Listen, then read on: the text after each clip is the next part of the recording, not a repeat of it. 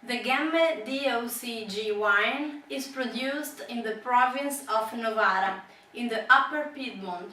Here, the nebbiolo grape, locally named spanna, gives different but very interesting results compared with the nearby Langhe, the land of Barolo.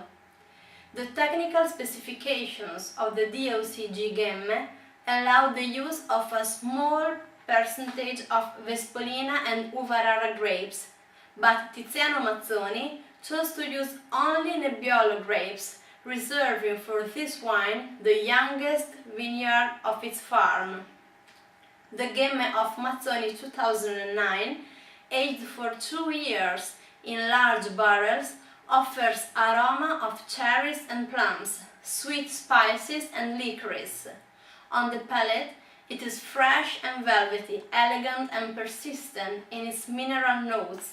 If you want to drink now, the best food matching is a risotto with porcini mushrooms and gattinara wine.